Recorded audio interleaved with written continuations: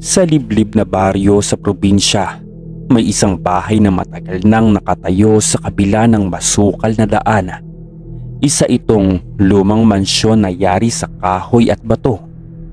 Tinubuan ng mga baging ang paligid nito at halos natatabunan ng mga dahon ang bubong nito. Mula sa malayo, isa itong tahanang naiwang walang nag-aalaga, tahimik at abandonado. Ngunit may kung anong presensya na tila bumabalot dito na nag-aanyaya at nagbabala sa sino mang maglalakas loob na lumapit. Maraming kwento ang lumaganap tungkol sa bahay na ito. Sinasabing dating pag-aari ito ng isang mayamang pamilya noong panahon ng Kastila. Ngunit sa hindi maipaliwanag na dahilan, ang buong angkan ay naglaho ng walang bakas. May nagsasabing nilamon sila ng kasakiman, habang ang iba naman ay naniniwalang may sumpang bumabalot sa tahanang iyon.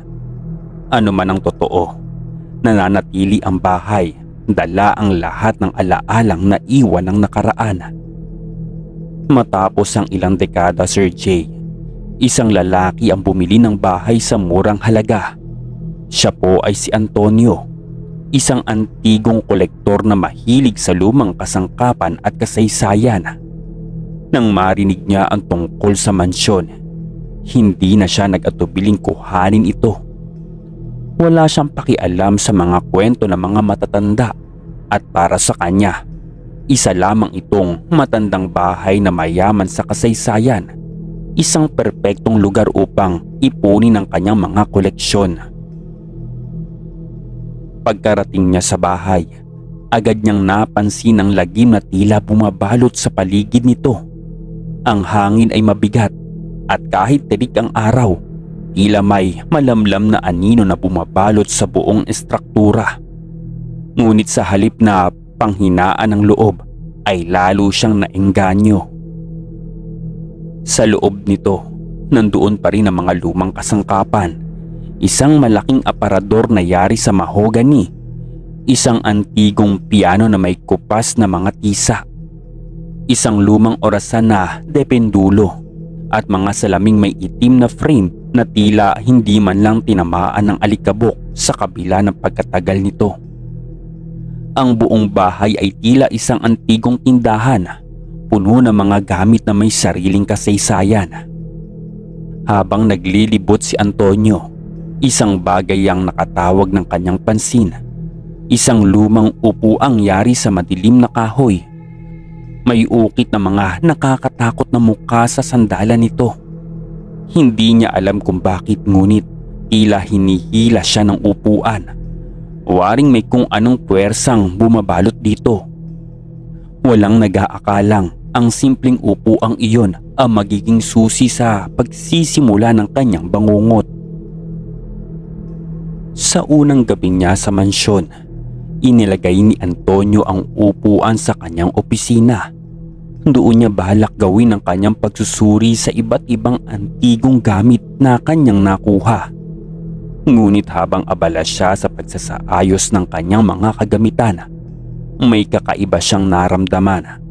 Parang may mata na nakatingin sa kanya mula sa dilim. Tumingin siya sa paligid, ngunit wala siyang nakita.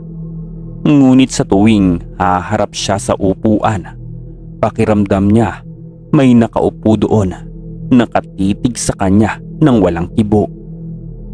Pinagpag niya ang kanyang balikat at inisip na pagod lamang siya. At sa pagsapit ng hating gabi, isang malakas na tunog ang gumising sa kanya. Parang may isang bagay na bumagsak mula sa itaas. Agad niyang sinipat ang paligid at doon niya nakita ang isang lumang larawan sa may sahig. Kakaiba ito sapagkat hindi niya maalalang mayroon siyang larawan na iyon. Sa larawan ay may isang pamilya, isang matandang lalaki, isang babae at isang batang babae.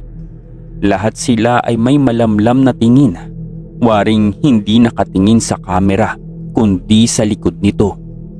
Ngunit ang higit sa nakakapagtaka, sa likod ng figura, may isang anino ng lalaki. Malabo ito ngunit siguradong naroon. Dumaan ang malamig na hangin sa kanyang batok. Muli niyang ibinalik ang tingin sa upuan at doon niya nakita ang anino na nakaupo ito at dahan-dahang lumilingon patungo sa kanya. Simula noon, Sir Jay, hindi na naging mapayapa ang mga gabi ni Antonio. Tuwing 12:00, may madidinig siyang mahihinang kaluskos sa may sahig na parang may naglalakad sa kanyang paligid. Ang kanyang mga koleksyon ng antigong gamit ay bigla na lang mahuhulog mula sa kanilang kinalalagyan. Ang orasan ay titigil sa eksaktong parehong oras gabi-gabi. Ngunit ang pinakakinatatakutan niya ay ang upuan. Dahil tuwing gigising siya, hindi na ito nasa dating pwesto. Minsan ay nakaharap ito sa kanya. Minsan naman ay nasa ibang bahagi ng bahay. Isang beses nga, nadatnan niya itong nakapwesto sa harap ng kanyang kama na para bang may isang hindi nakikitang nilalang na nakaupo at nagmamasid sa kanya habang natutulog. Sinubukan niya itong itapon.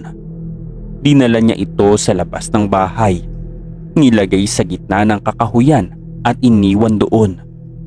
Ngunit pagsapit ng umaga, bumungad itong muli sa loob ng kanyang opisina. Nakapwesto sa parehong lugar na parang hindi man lang ginagalaw. Sinubukan niya itong sunugin. Binuhusan niya ito ng gasolina at sinindihan. Ngunit sa halip na lamunin ng apoy, tila kinain ito ang apoy.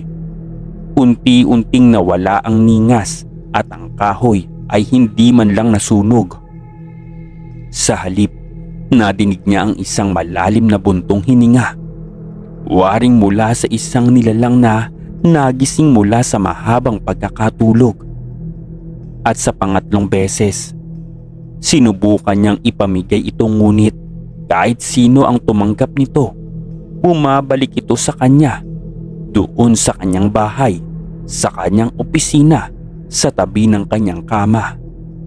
At sa tuwing nagbabalik ito, lumalalim ang kanyang bangungot. Sa kanyang panaginip, nakikita niya ang lumang pamilya sa larawan. Nakaupo sa paligid ng isang hapagkainan. Nakangiti ngunit may halong lungkot sa kanilang mga mata. Sa may gitna nila ay naroon ang upuan. Walang nakaupo, ngunit sa paligid nito may mga kamay na pilit na bumabalot dito. Waring may isang nilalang na naroon ngunit hindi nakikita. Hanggang sa isang gabi, Sir Jay, nagising siya sa malamig na hiningang dumaan sa kanyang batok.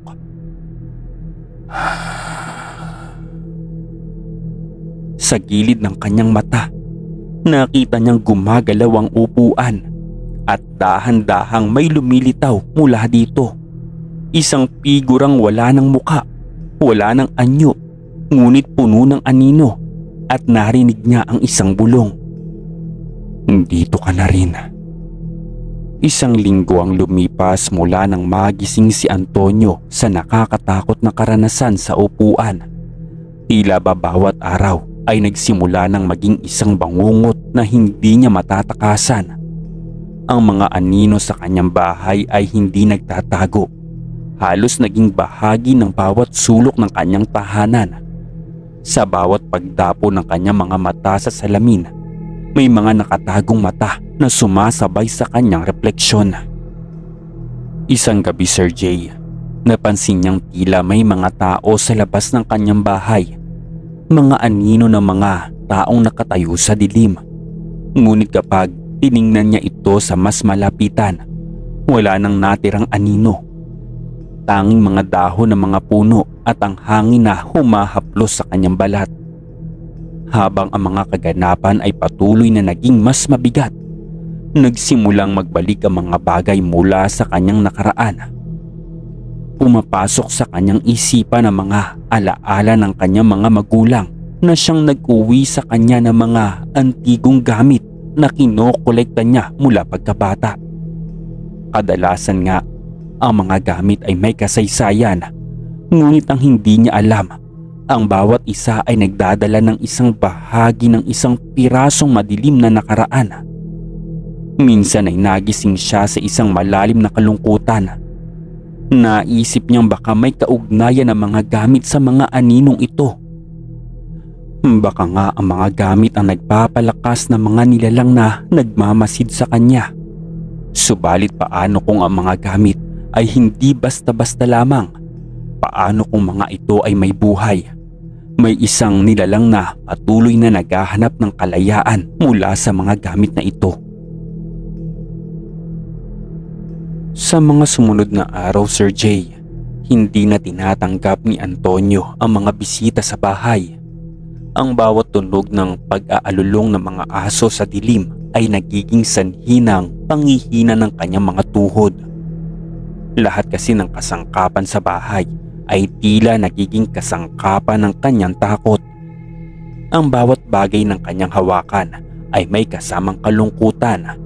Kada piraso ng kahoy, kada basag na salamin, bawat dahon ng papel, at bawat orasan na tumitigil sa kalagitnaan ng gabi.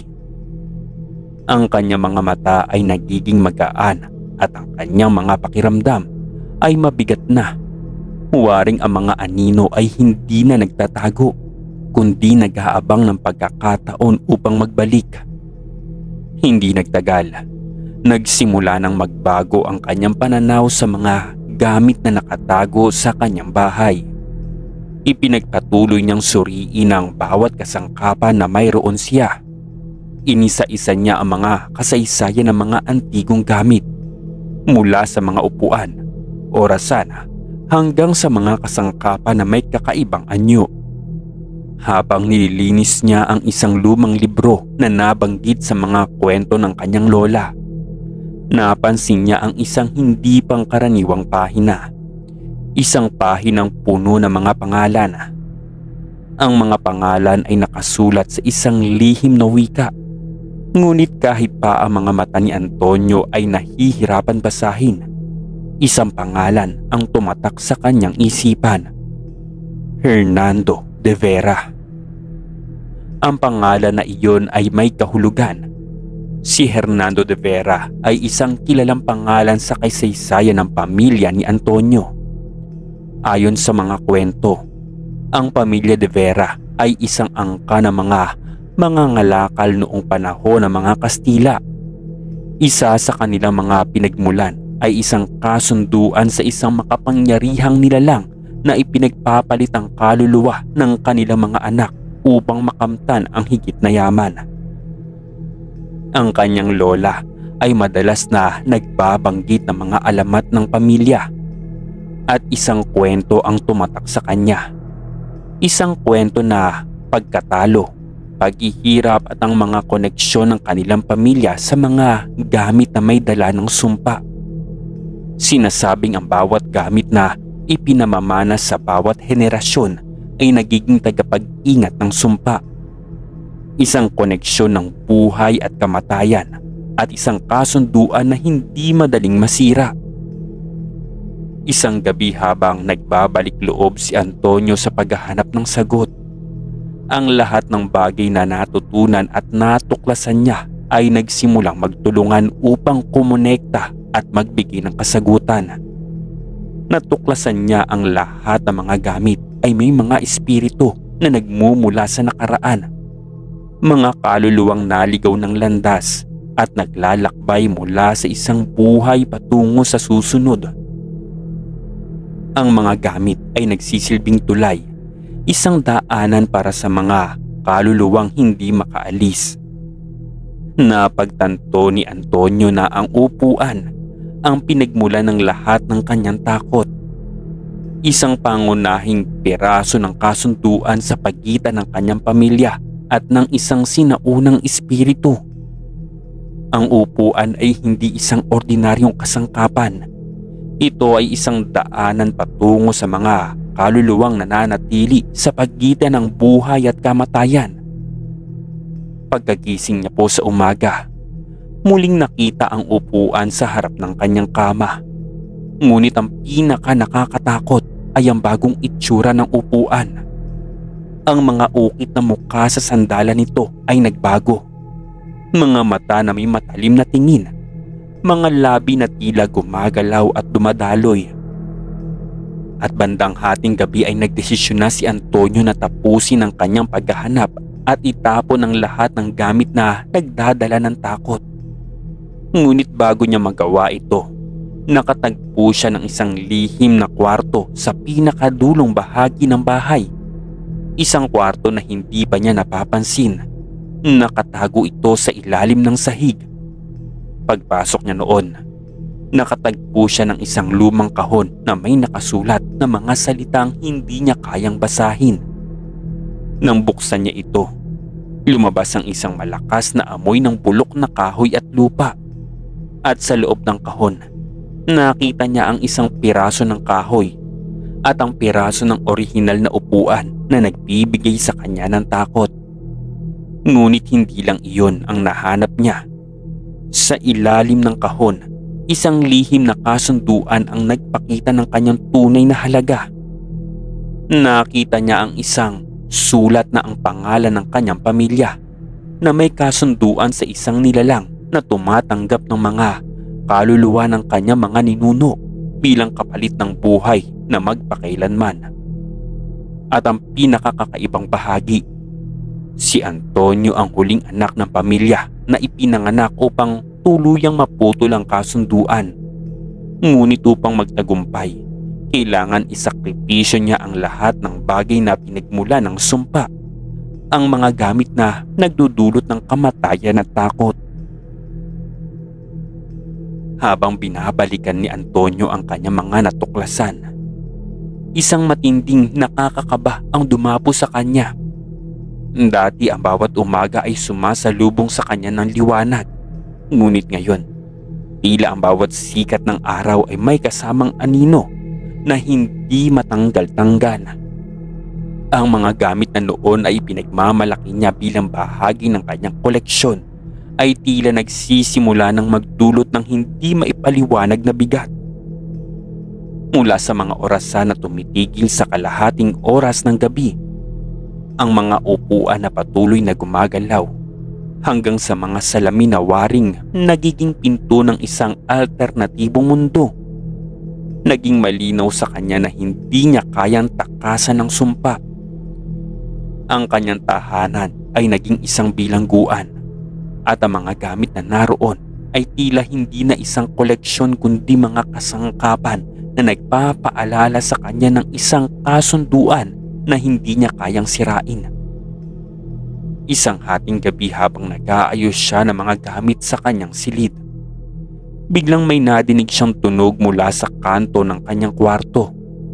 Marahang nilingon niya ito at nakita niya ang isang piraso ng isang lumang gulong na may bakas ng dumi at isang lumang porselana na pinggan na tila iniiwasan ng hangin. Ang mga gamit ay nagsimula ng mag-urong sulong at tila may mga hindi nakikitang kamay na kumikilos sa kanila. Ang mga anino ng nakaraan ay muling nabuhay. Hindi niya kayang magsinungaling sa sarili. Ang mga gamit ay hindi lamang mga bagay. May mga kaluluwang nananahan sa mga ito na naghihintay na magbalik. Napagtanto ni Antonio na upang malutas ang sumpa, kailangan niya muling buksan ang mga naunang kwento ng kanyang pamilya, ang mga kasunduan na iniiwasan nilang pag-usapan. Isang araw nang maglakbay siya papunta sa isang malayong bayan upang hanapin ang mga kasaysayan ng pamilya De Vera, natuklasan niya ang isang lumang diary na dating pag-aari ng kanyang lola. Sa diary na iyon, nakita niya ang kasaysayan ng mga nakaraan ng pamilya De Vera. Sinasabing ang kanilang mga ninuno ay may matinding kasunduan sa isang nilalang na may kapangyarihan sa kamatayan. Ngunit sa bawat henerasyon, ang kasunduan ay nagiging mas matindi, mas madilim at nagiging bahagi ng buhay ng bawat bagong miyembro ng pamilya. Si Antonio ang huling henerasyon na may kakayahang tapusin ang kasunduan. Ngunit may isang kondisyon upang ganap na malutas ang sumpa. Kinakailangan niyang isakripisyo ang lahat ng nakaraan ng pamilya, ang mga gamit, ang mga kaluluwa ng kanyang mga ninuno at ang kanyang sarili bilang bahagi ng ikalimang kasunduan. Sa harap ng lumang upuan, nagpasya si Antonio na tapusin na ang lahat. Huwag na niyang hayaan ang mga kaluluwa ng mga ninuno niya ay manatili sa mundong ito. Ngunit bago siya magsimula, naramdaman niyang tila may malamig na hangin na bumalot sa kanya at sa bawat paghinga, tila siya ay nilalanghap ng dilim. Isang malalim na tinig ang kanyang nadinig at sinabi nito, "Kung aalisin mo kami, hindi lamang ang mga gamit ang mawawala, kundi pati ang iyong sarili." Iyan ang pagkakadinig ni Antonio. Sa kabila ng mga banta, nagpatuloy pa din si Antonio sa kanyang desisyon. Nagdasal siya ng taimtim at nagbigay ng huling pasya na tatapusin niya ang lahat ng mga sumasakal sa kanyang buhay. At ang sumpa ay siya mismo ang tatapos. Sinimulan niya ng sirain ang mga gamit. Isa-isa niya itong ginagawa, kahit na ang bawat pagkabasag ay nagdadala ng isang malalim na sakit sa kanyang puso. Sa bawat kasangkapan na nababasag, nadidinig niya mga kaluluwang naglalabas ng huling sigaw. Ang bawat piraso ng kahoy, bawat basag ng salamin, at bawat tisa ng porselana ay nagiging isang boses na umaabot sa kanyang pandinig. Ngunit sa kabila ng takot ay nagpatuloy pa din siya. Ngunit isang malaking pagwawakas ang naganap na ang lahat ng gamit sa kanyang tahanan ay nawasak. Habang ang bawat bagay ay nawawala, isang madilim na ulap ang sumakop sa buong bahay. Isang huling tinig ang lumabas mula sa dilim at sinabi nito na, "Pagkatapos ng lahat ng ito ay wala ka nang maiiwan." Ngunit bago pa man makatawid ang huling sagot ng dilim, napansin ni Antonio na sa ilalim ng mga basag na piraso ng kahoy ay may isang piraso ng orihinal na upuan. Isang piraso na nagsimula ang lahat. At nang hawakan niya ito, isang malamlam na liwanag ang kumalat at ang lahat ng nilalang na dating nanatili sa kanyang tahanan ay nagsimulang maglaho. Habang ang dilim ay tuluyang nawala, natagpuan ni Antonio ang kanyang sarili sa gitna ng isang tahimik na tahanan na ngayon ay wala ng alinlangan na malaya na mula sa sumpa. Ngunit habang siya ay nakatayo sa harap ng kanyang tahanan, nagdadalawang isip siya. Ang kanyang pamilya ay ligtas na, ngunit siya ay naiwan sa isang mundo na puno ng alaala ng mga anino o kaluluwa. Pumunta siya sa isang lugar na may matinding katahimikan, sa ilalim ng isang puno kung saan ang hangin ay humihiwalay sa bawat alon ng alaala. At doon siya ay muling natulog sa pag-aakalang tapos na ang lahat. Ngunit bago magwakas ang kwento, isang tanong na nakabitin sa hangin. Pwede bang talikuran ng isang tao ang lahat ng nakaraan upang magpatuloy ng walang anumang takot?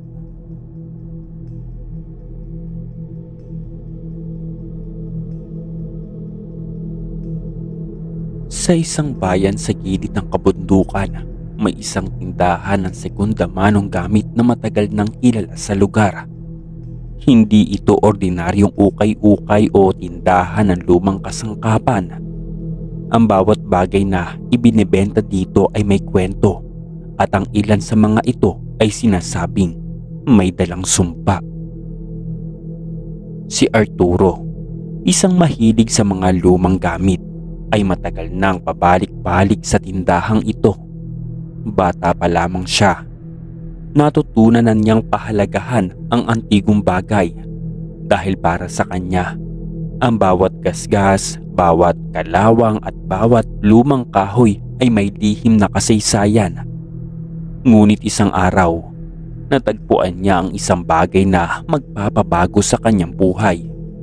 Isang lumang aparador na may itim na ukit na may kakaibang figura sa gilid nito.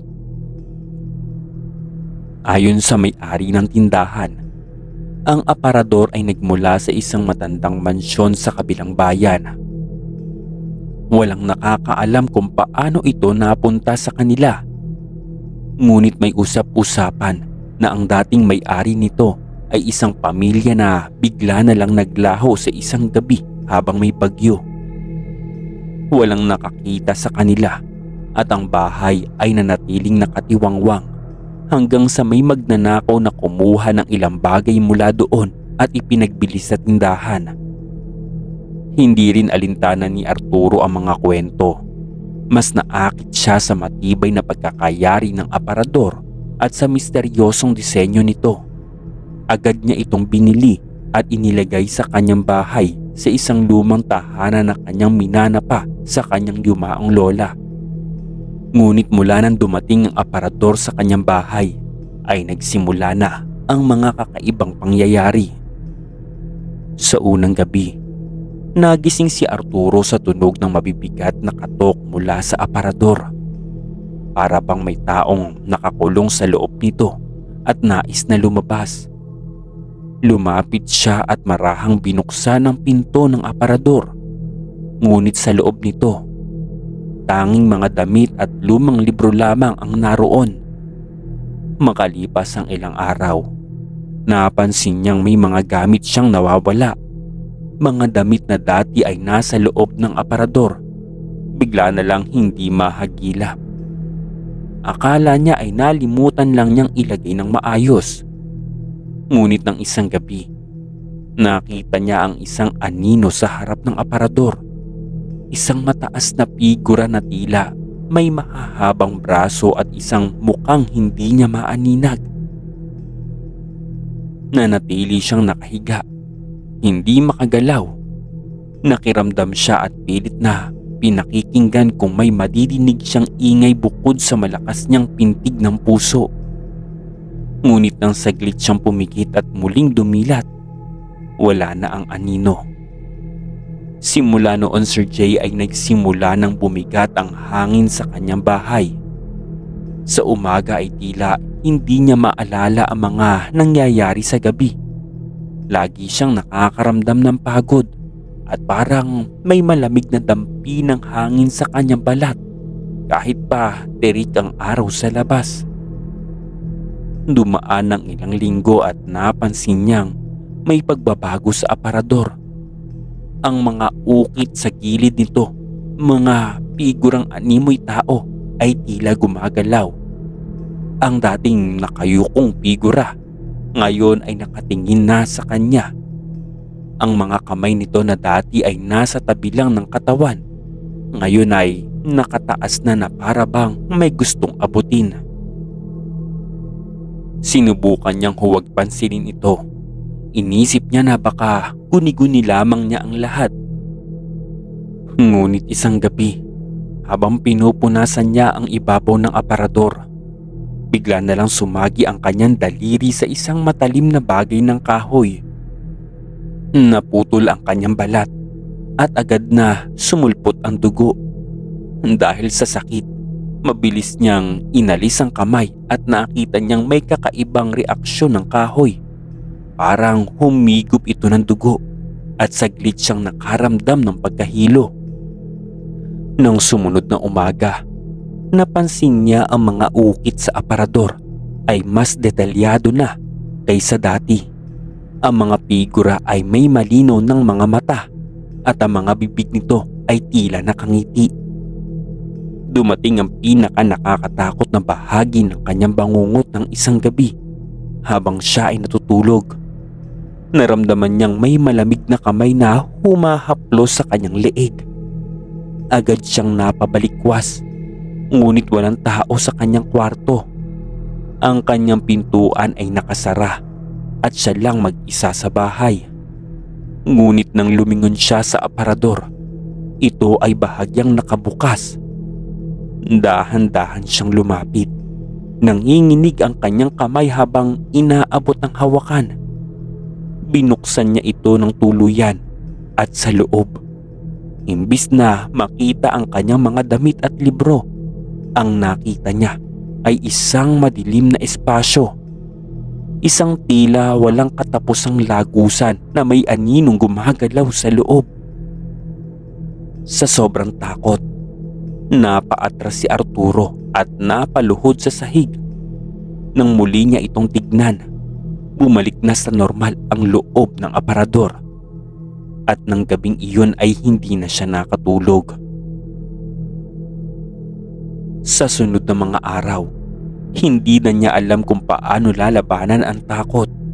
Palaging may malamig na presensya sa kanyang likuran. Palaging may aninong dumadaan sa kanyang paningin. At isang gabi nga, nang hindi na siya makatiis, sinubukan niyang sunugin ng aparador. Dinala niya ito sa bakuran, pinuhusan ng gasolina at sinindihan. Ngunit sa halip na masunog, tila hindi tinablan ng apoy ang kahoy. Ang usok na lumabas ay hindi kulay abo. Ito'y matingkad na itim at may amoy na nabubulok na laman. Sa gitna ng usok, nakita niya ang isang figurang lumalabas mula sa loob ng aparador. Isang matangkad at balingkinitang nilalang na may mahahabang daliri at walang mata. Ngunit nararamdaman niyang ito ay nakatingin sa kanya. Tumakbo siya papasok ng bahay, ngunit bago pa niya maisara ang pinto, nadinig niya ang isang bulong mula sa hangin. "Hindi mo kami matatakasan." Matapos ang hindi niya maipaliwanag na karanasan sa pagsunog ng aparador, nagdesisyon si Arturo na itapon na ito ng tuluyan. Ngunit paano niya itatapon ang isang bagay na tila hindi napapansin ng iba? Dinala niya ito sa isang basurahan sa malayong bayan. Ngunit pagka-uwi niya sa kanyang bahay, naroon na uli ito sa dating pwesto nito sa kanyang silid. Sinubukan niyang ibigay ito sa isang kakilala. Ngunit matapos lamang ang isang araw, ay bumalik ito sa kanya at nakalagay muli sa sulok ng kanyang silid na parang hindi kailanman naalis sa kanyang pwesto. Sa puntong ito, nagsimula nang lumala ang kanyang mga bangungot. Sa bawat gabi, napapanaginipan niya ang madilim na espasyo na nakita niya sa loob ng aparador. Isang walang katapusang pasilyo na may mga aninong gumagalaw, pawang nagmamasid sa kanya. At sa dulo ng pasilyo ay may isang pinto. Sa kanyang panaginip, palagi niyang sinusubukang lumapit sa pinto. Ngunit bago niya ito mabuksan, nagigising siya sa malamig na pawis at hinahabol ang kanyang hininga. Ang kanyang bahay ay unti-unting naging bilangguan. Sa gabi, ramdam niya ang mga matang nakatingin sa kanya mula sa dilim ng kanyang kwarto. May mga yabag na nagmumula sa sahig. Tila may naglalakad sa kanyang paligid. Minsan ay nararamdaman niyang may malamig na hiningang dumadampi sa kanyang batok. Ang dating tahimik niyang tahanan ay naging pugad ng mga aninong hindi niya maipaliwanag. Noong isang gabi nang hindi na niya matiis ang sunod-sunod na bangungot, nagdesisyon na siyang harapin ang kanyang takot. Umupo siya sa harap ng aparador at pinagmasdan itong mabuti. Ang mga figura sa ukit nito ay mas naging malinaw, at sa pagkakataong ito, napansin niyang may isang bagong figura sa ukit. Isang figurang kahawig niya. Hindi na siya nag-isip. Binuksan niya ang aparador, umaasang wala siyang makikitang kakaiba. Ngunit sa halip na mga damit at gamit ang bumungad sa kanya, muli niyang nasilayan ang madilim na espasyo na dati niyang napanaginipan. At sa pagkakataong ito, ang pintong nasa dulo ay unti-unting bumubukas. May malamig na hangin lumabas mula dito. Dala ang bulong na hindi kilalang mga tinik. Napaatras si Arturo, ngunit bago pa siya makatakbo, isang kamay ang lumabas mula sa loob ng pintuan. Isang mahaba at butot balat na kamay na pilit siyang inaabot. Napasigaw siya at napabalikwas ng bangon mula sa kanyang kama. At ang nasabi na lang niya, bangungot lamang ba iyon o isang babala? Ngunit nang tignan niya ang aparador, nakita niyang bukas ito at mula sa loob nito may mga bakas ng maruruming kamay sa sahig ng kanyang silid. Sa puntong ito, alam na ni Arturo na hindi niya ito kayang solusyonan mag-isa. Pumunta na siya sa isang albularyo sa kabilang bayan at ikinuwento ang kanyang karanasan. Matapos siyang pakinggan, tahimik na tinapunan siya ng matandang babae ng matalim na tingin at sinabi nito na, ang aparador na iyan ay isang pintuan. Hindi ito basta-bastang gamit. Isa itong lagusan ng mga espiritong hindi na dapat bumalik sa mundo natin. Sinabi ng albularyo na ang tanging paraan upang maputol ang koneksyon ng aparador sa kabilang mundo ay ang pagsasagawa ng isang ritual. Isang sinaunang dasal na kailangang bigkasin sa harap ng aparador habang ito ay winawasak. Dala ang natutunang kaalaman. Bumalik si Arturo sa kanyang bahay at hinihanda ang sarili para sa huling pagsubok. Sa hating gabi, sinindihan niya ang kandila at binigkas ang dasal na itinuro sa kanya. Sa bawat salitang lumalabas sa kanyang bibig, ang hangin sa paligid ay lumalakas at ang mga figura sa aparador ay tila gumagalaw ng mas mabilis. Nang basagin niya ang unang bahagi ng aparador gamit ang isang palakol, isang malakas na alulong ang nagmula rito. Parang isang daang tinig na nagsasabay-sabay na sigaw sa paghihirap. Sa huling palo ng palakol ay biglang tumigil ang lahat. Ang hangin ay humupa, ang mga anino ay nawala, at ang aparador ay tuluyang bumagsak sa sahig at durog at basag-basag. Sa unang pagkakataon, matapos ang matagal ng panahon, ay nakahinga si Arturo ng maluwag dahil akala niya ay tapos na ang lahat. Lumipas ang ilang linggo. Bumalik sa normal ang kanyang buhay. Wala nang mga bangungot. Wala nang malamig na presensya sa kanyang bahay. Ngunit isang gabi habang siya ay nag-aayos ng kanyang silid, napansin niyang may isang baging na naiwan sa may sulok. Isang piraso ng kahoy mula sa aparador. Pinulot niya ito at pinagmasdan. Doon niya napansin ang ukit sa kahoy ay hindi na mga lumang figura. Sa halip, ito ay eksaktong imahe ng kanyang sarili na nakatayo sa harap ng isang sirang aparador. At sa likod ng figura niya ay may isang aninong papalapit. Biglang sumapit ang dilim sa kanyang kwarto at sa huling sandali bago siya muling makasigaw, nadinig niya ang isang bulong sa hangin at sinabing, "Hindi ka na makakatakas."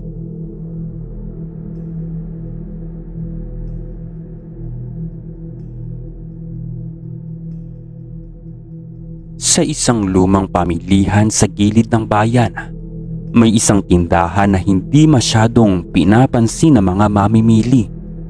Napapaligiran ito ng alikabok at ang mga paninda nito ay puro lumang kagamitan. Mga kahoy na lamesa, antigong aparador, lumang salamin at mga kahon na hindi mabuksan dahil sa kalumaan. Si Dario, isang kolektor ng mga lumang bagay, ay mahilig maghalughog sa ganitong mga lugar. Meron siyang kakaibang sayang nadarama sa bawat piraso ng antigong kasangkapan na kanyang nadidiskubre, lalo na kung may kakaibang ukit o disenyo ito. Isang hapon, Sir Jay, habang naglilibot siya sa tindahan, napansin niya ang isang kahoy na kahon na may nakaukit na mga larawan ng tao sa ibabaw. Ang kahon ay tila gawa sa matandang nara. Nangingitim na ito sa sobrang tanda. Ang mga figura sa ibabaw nito ay magaganda ang pagkakaukit. Ngunit may isang bagay na nakakapagtaka. Ang kanilang mga mata ay nakaukit na parang may malalim na butas, animoy mga bulag. Inalok ito ng matandang may-ari ng tindahan sa halagang napakamura na para bang gusto nitong mapabilis ang pagbibenta. Tila may lungkot sa mukha ng matanda nang sabihin nitong, "Iho, kunin mo na ito at sana ay huwag mong sisilipin ang nasa loob." Hindi po ito pinansin ni Dario. Sa halip ay agad niyang binili ang kahon at dinala sa kanyang bahay.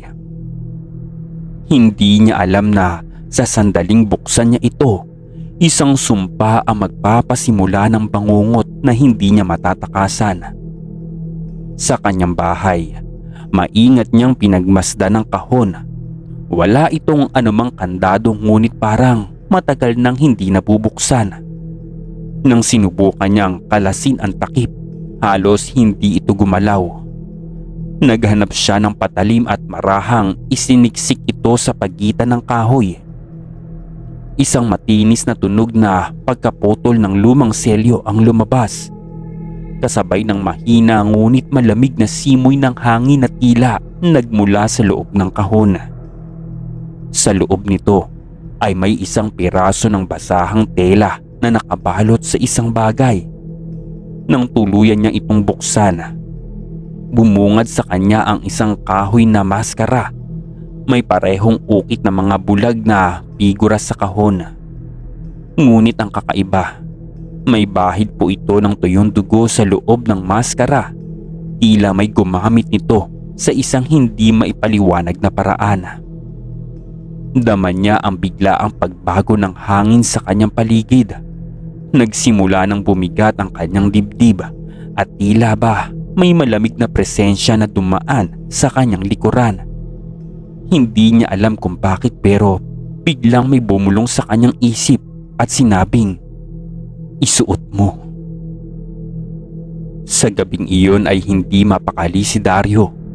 Paulit-ulit niyang iniisip ang maskara, ang itsura nito at ang pakiramdam ng lamig na tila bumalot sa kanyang bahay. Sa kanyang panaginip, nakita niya ang kanyang sarili sa loob ng isang madilim na silid. Napapalibutan ng mga anino na may malalalim na mata.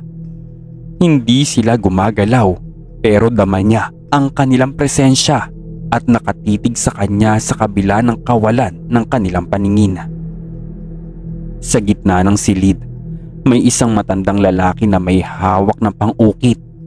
Tinitignan siya nito na may lungkot sa kanyang mga muka, saka ito bumulong. Magsisimula na ang pag-ukit. Nagising siyang humahabol ang hininga. Malamig ang pawis na bumabalot sa kanya. Tumayo siya at lumabas ng silid para uminom ng tubig. Ngunit pagdaan niya sa may sala, nakita niyang nakabukas na ang kahon at ang maskara ay wala na sa loob. Simula nang mabuksan ang kahon, nagsimula nang magbago ang paligid ni Dario. Sa tuwing dumadaan siya sa harap ng salamin, may nakikita siyang gumagalaw sa kanyang likuran. Mga aninong dumadaan ng mabilis, parang mga nagmamasid sa kanya. Minsan nga Sir Jay, sa gilid ng kanyang paningin, may nakikita siyang mga figurang nakatayo sa dilim. Hindi ito gumagalaw pero ramdam niyang pinagmamasdan siya nito. Ngunit ang pinaka nakakatakot ay ang makita niyang ang kanyang sarili sa refleksyon sa salamin, at sa halip na ang sarili niyang muka ang makita niya, ang nakita niya ay ang maskara. Dahan-dahang napanganga ang bibig nito at sa loob, isang itim na butas ang bumukas. Tila may kung anong nilalang ang nais na lumabas mula rito. Napatakbo siya palayo ngunit sa kanyang pagtalikod, naramdaman niyang may malamig na kamay na humawak sa kanyang balikat at paglingon niya, ay wala naman palang tao. Naganap siya ng sagot at bumalik siya sa tindahan. Pero sa kanyang pagdating, natagpuan niyang sarado na ito. Parang hindi kailanman nagbukas. Wala na ang matandang nagbenta ng kahon sa kanya. Wala na ang mga lumang gamit. Para bang naglaho ang buong tindahan mula sa mundo. At sa kanyang paghahanap, natagpuan niya ang isang matandang aklatan at doon niya natuklasan ang kasaysayan ng kanyang nabili. Ang kahon at maskara ay mula sa isang kulto ng mga taga-ukit. Mga nilalang na gumagawa ng mga kahoy ng imaheng may kakayahang gumising sa espiritu ng mga namatay na hindi matahimik. Ayon sa kasaysayan, may isang sumpa sa mga gamit na ito. Sino mang magbukas ng kahon at makakita ng maskara ay magiging susunod na taga-ukit. At sa sandaling maisuot ng maskara, hindi na siya makakalabas pa. Sa kanyang huling gabi, hindi na nakaligtas si Dario. Natagpuan siya ng kanyang mga kaibigan sa loob ng kanyang bahay. Nakaupo sa harap ng isang mesa at sa harapan niya, isang kahon ang nakabukas ngunit wala namang laman.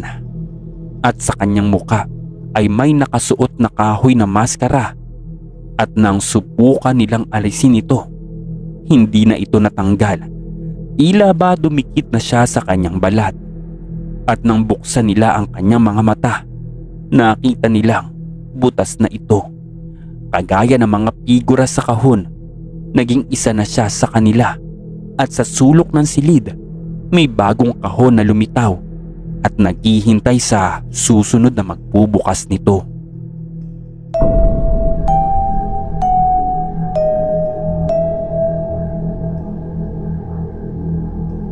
Istorya Tagalog Horror Stories.